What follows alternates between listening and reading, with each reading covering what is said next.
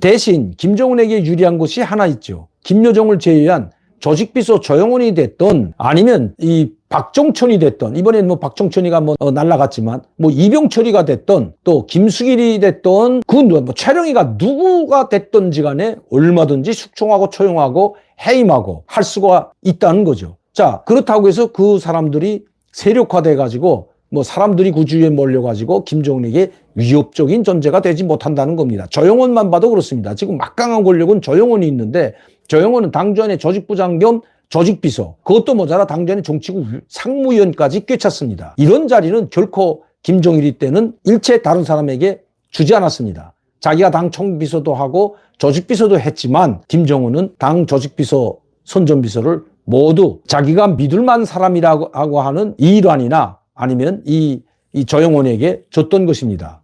그런데 조영원이 그 조직비서와 당전 정책 상무위원 그 위치를 이용해서 김정은을 뒤집어엎고 쿠데타를 일으킬 수가 있을까요? 어림도 없는 이야기입니다. 오히려 김정은 축구는 결코 그 내부에서 결코 쿠데타를 일으키지 못합니다. 김정은에 대해서는 사생활 자체가, 동선 자체가 누구도 알 수가 없다는 겁니다. 그렇기 때문에 많은 사람들이 김정은이 대역이 나와도 이게 대역인지 아니면 진짜인지 정확히 알 수가 없다는 겁니다. 제가 여러분들에게 이번에 나왔던 사람은 대역이 약 90%, 90%가 대역인 것으로 추측이 된다는 이야기를 뉴스를 하는 것도, 자, 저는 그 김정은의 4월 달에 나왔던 모습과 지금 김정은의 모습을 비교해가지고 어떻게 3, 4개월 만에 저렇게 100kg에서 50kg까지 찔 수 있는지 이런 걸 비교하면서 이거는 대역이 맞겠다. 북한에서 이 사람이 대역이라고 해도 저는 저 나름대로 비교를 해가면서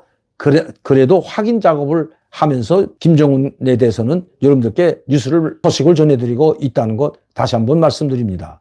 울고 불고 그리고 우울증에 걸려서 이것이 김정은에게 위기로 될 수 있다고 보도한 외신. 저는 김정은 정권이 지금 가면 갈수록 점점 더 강화돼 가고 있다는 걸 느끼고 있습니다. 김정은을 맞설 만한 그 세력화된 집단이 없기 때문입니다. 김정은 주위를 보면, 자, 박종천이도 하루아침에 목을 잘라서 어디 간지 없습니다. 당주안의 후보위원 이름에도 올라 있는 것이 없고, 이번에 박종천이 당주안의 정치국 상무위원, 당주안의 비서 자리에서 또 당주안의 군사위원회 부위원장 자리에서 철직되면서 해임이죠. 또 그러면 북한에서는 일을 잘못해서 하면 그냥 해임이 아니라 아파서 해임시키는 게 아니라 철직이라고 말합니다. 아니면 숙청된지 청된지는 알 수 없지만 어쨌든 철직돼 가지고 지금 북한의 간부 명단에서는 완벽하게 사라졌습니다. 조금 있으면 숙청됐는지 처형됐는지 아니면 철직됐는지 이제 밝혀질 겁니다. 이렇게 원수 줬다가 차수 줬다가 또 대장으로 강등시켰다가 대장에서 다시 원수까지 줬던 사람, 김정은이 자기 마음대로 별 4개를 줬다, 별 6개를 줬다, 뗐다 붙였다 하는 김정은. 이것만 보더라도 김정은이 꺼리낌 없이, 특히 박종천과 같이 오랫동안 이 인민무력부, 이 인민군대에 몸을 담고 있던 이런 사람까지도 하루아침에 눈도 깜짝 안 하고 갈아칠 수 있는 김정은인 걸 보게 되면 김정은은 확고하게 자기가 북한의 권력을 잡았다고 본다는 것입니다. 이런 상태에서 김정은이가 무엇 때문에 울고 불고 우울증에 걸리겠습니까? 단지 우울증이 걸린 것이 아니라 스트레스를 받아 피곤함은 쌓여가고 있는 것만은 틀림없어 보입니다.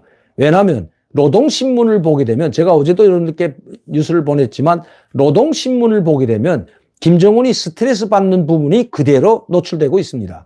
모두가 김정은에게 충성하는 사람들만 있는 것이 아니다. 우리 간부들이 그렇게 하지 못하는, 김정은의 지시를 무조건성의 원칙으로 받들지 못하는 간부들도 있다고 이야기하는 것 보면 김정은이도 상당히 스트레스를 받고 있는 것은 틀림없어 보입니다.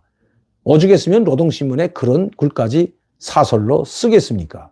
자기 몸을 불사르면서 투철하게 당과 수령께 충성할 수 있는 그런 일꾼이 우리에게는 필요하다고 한다는 것은, 그런 일꾼이 없기 때문에, 많지 않기 때문에 우리에게 필요한 일꾼은 바로 이런 자세로 일하는, 당과 수령께 목숨 바쳐 충성할 수 있는, 투철하게 그리고 진실되게 일할 수 있는, 그러니까 진실로도 일하지 않는다는 거죠.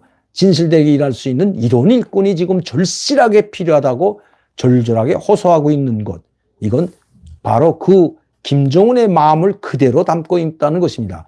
노동신문의 한 글자 한 글자는 김정은의 승인이 없으면, 검토가 되지 않으면, 김정은이 승인하지 않으면 하다못해 김여정이라도 승인해야만이 노동신문에 나가기 때문에, 즉 노동신문이라는 것은 김정은 대변인 글이라고 해도 과언이 아니기 때문에 제가 여러분들께 노동신문을 자주 소개해 드리고 있는 겁니다. 노동신문에 어떤 글이 실렸는가에 따라서 북한의 흐름, 정치 흐름, 경제 흐름, 북한 사람들의 상황, 동향을 저는 한눈에 파악할 수가 있기 때문입니다.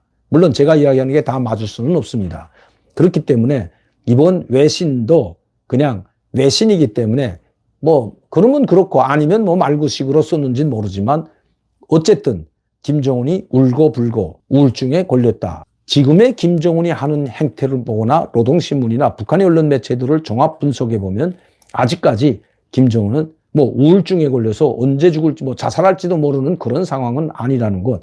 그리고 철저하게 북한이 김정은 중심으로 갈 뿐만 아니라 김정은이 완벽하게 권력을 잡고 자기 마음대로 뗐다 붙였다 한다는 것 다시 한번 여러분들께 말씀드립니다. 아마 여러분들이 북한을 이해하는데 상당히 참고가 될 겁니다. 그렇다고 뭐 쿠데타가 안 일어난다는 이야기는 결코 아닙니다.